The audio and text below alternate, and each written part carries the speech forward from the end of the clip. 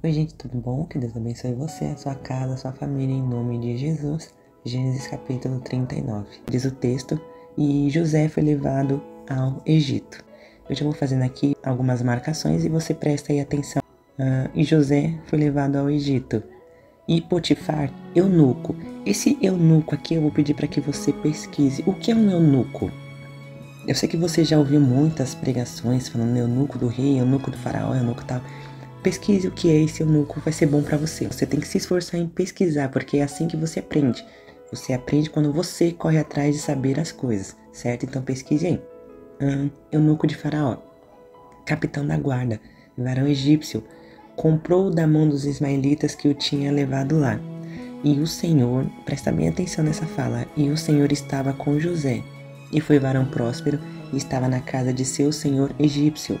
Vendo, pois, o seu senhor que o Senhor estava com ele, que tudo que ele fazia o Senhor prosperava em sua mão, José achou graça aos seus olhos e servia-o, e ele o pôs sobre a sua casa e entregou na sua mão tudo o que tinha.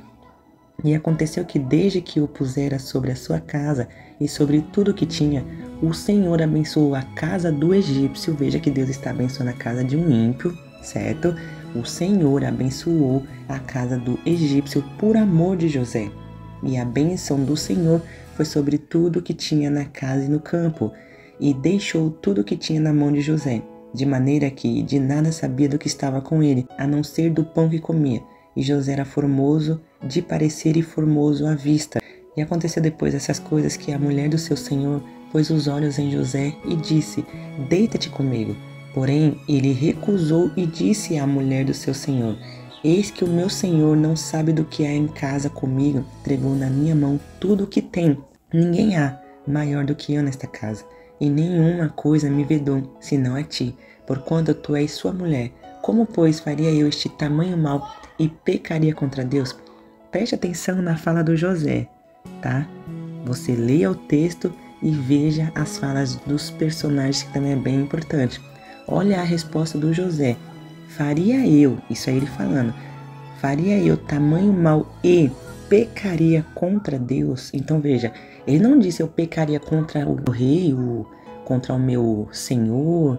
Não, ele disse meu Deus. Por quê? Porque esse negócio seria feito no oculto. E no oculto ele sabe que Deus iria ver, ainda que o seu senhor, o egípcio, não visse. Então veja que o temor do José não é para com o homem, mas sim para com Deus. Isso aqui é tremendo, né? Para um jovem que está praticamente começando a ter experiências com o Senhor dessa forma.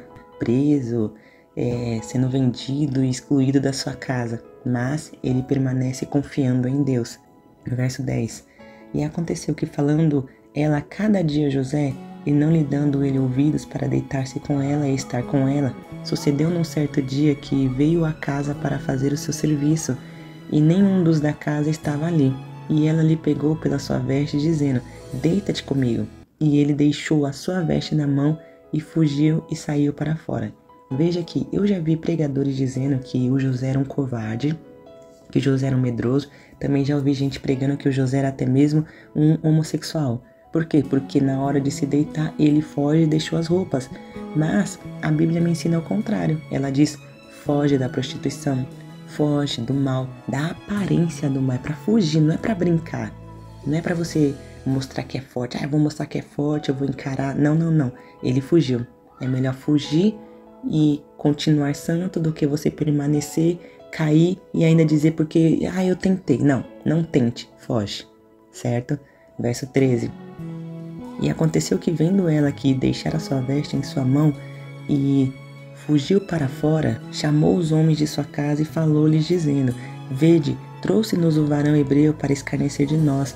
Entrou até mim para deitar-se comigo e gritei com grande voz. E aconteceu que, ouvindo ele que eu levantava a minha voz e gritava, deixou a sua veste comigo e fugiu e saiu para fora. E ela pôs as suas vestes perto de si, até que o seu senhor veio à sua casa. Então falou-lhe conforme as mesmas palavras, dizendo: veio a mim o servo hebreu, nos trouxestes para escarnecer de mim. E aconteceu que, levantando eu a minha voz e gritando, ele deixou a sua veste comigo e fugiu para fora. E aconteceu que, ouvindo o seu senhor as palavras da sua mulher, que lhe falara, dizendo: conforme essas mesmas palavras me fez teu servo, a sua ira se acendeu, e o Senhor de José o tomou e o entregou na casa do cárcere, no lugar onde os presos do rei estavam presos. Assim esteve ali na casa do cárcere. Agora preste bem atenção, olha a fala no texto. O Senhor, porém, estava com José, e estendeu sobre ele a sua benignidade, e deu-lhe graça aos olhos do carcereiro Mor.